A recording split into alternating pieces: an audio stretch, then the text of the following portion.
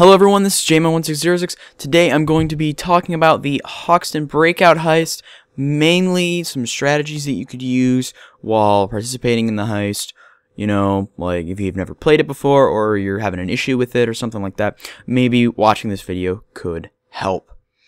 Alright, so we're going to do a breakdown of both days. We're going to obviously start with day one because that's where you start on.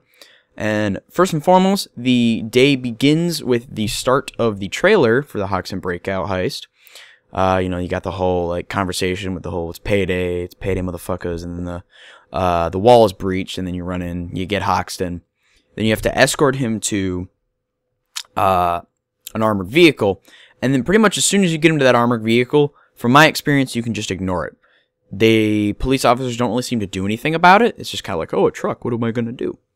And the game mechanics fall similar to Heat Street from the original Payday, which is very, very interesting.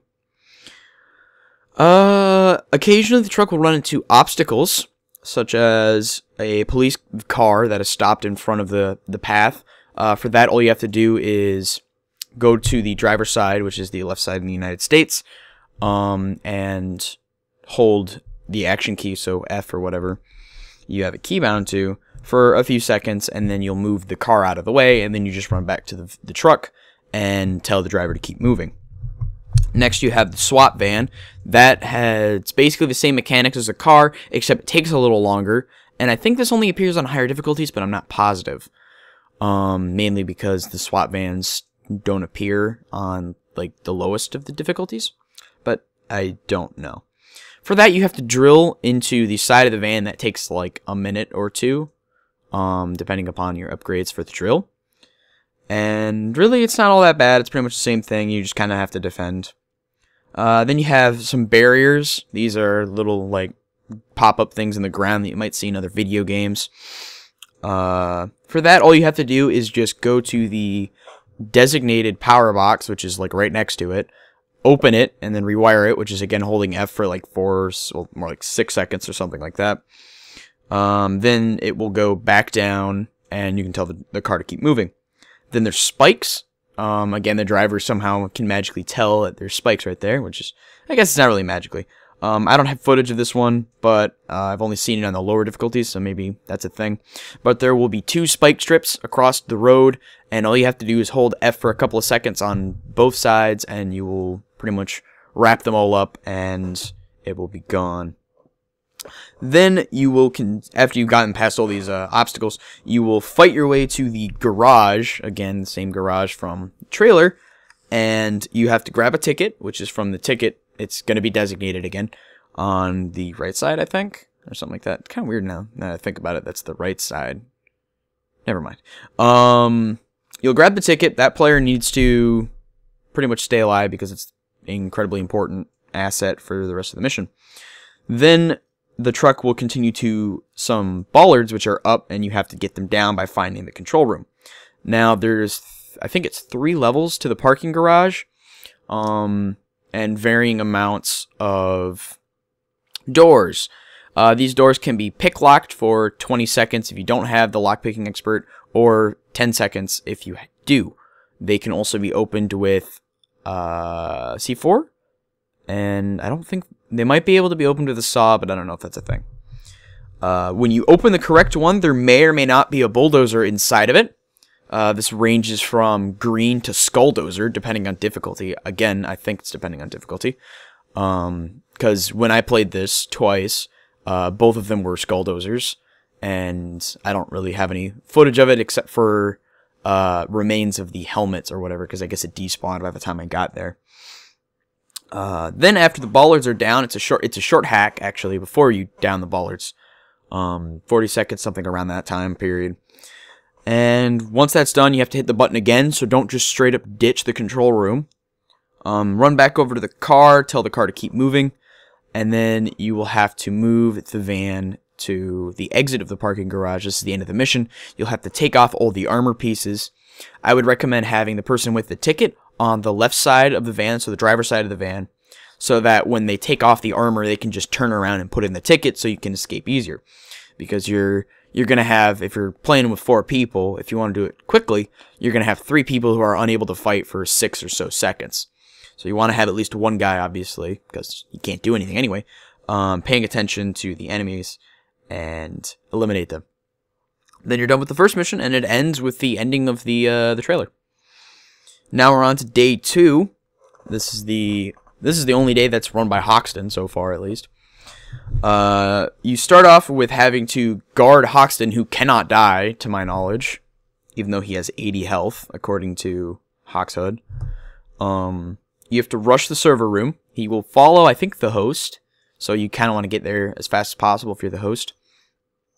He'll run into the room, and then he'll have to commence hacking. I think it's 4 computers.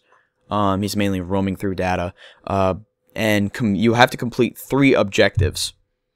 But pretty much you want to keep the power on the whole time, because it's not the same as like in Framing Frame or whatever, where if the power goes off and the hack's stopped, you have to physically turn on the power in that mission, and then you have to go back and continue the hack. But that takes like all of 15 seconds to like the whole thing. And this, when the power goes off, you have to reactivate the power, and it takes Hoxton like 30 seconds for him to get working again. So try to keep the power on as long as possible, because that will make your life really easy.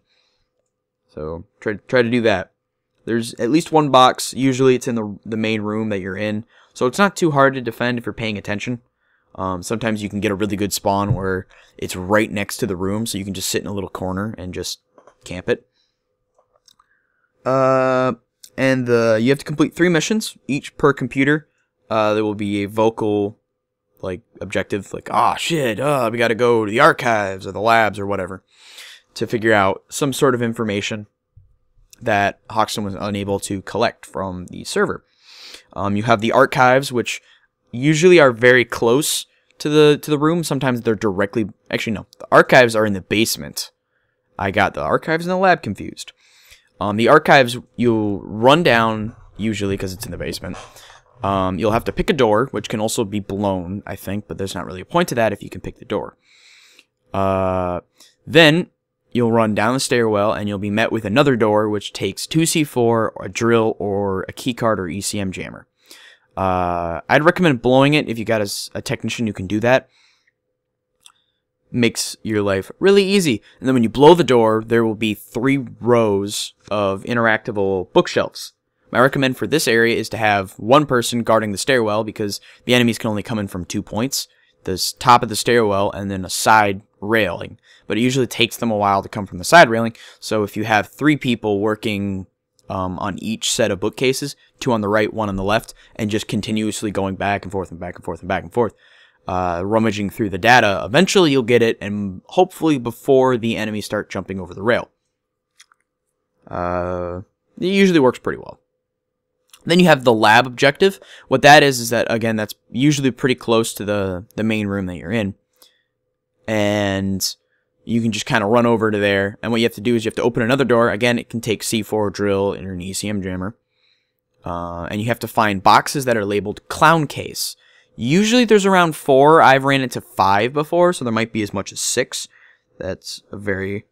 well, possibility. You know, you can accidentally run into more than you need.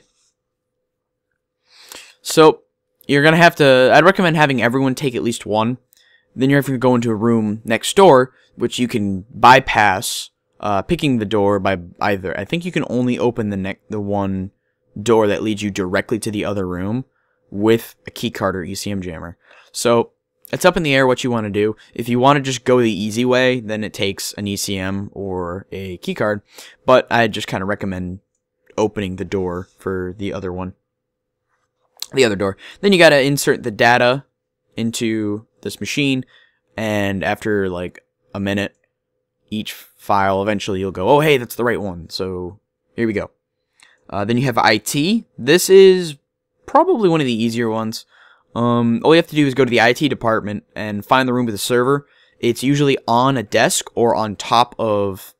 on a desk, near the desk to the right, on like the right side of the desk on the floor, or on top of the filing cabinets. That's what the word is.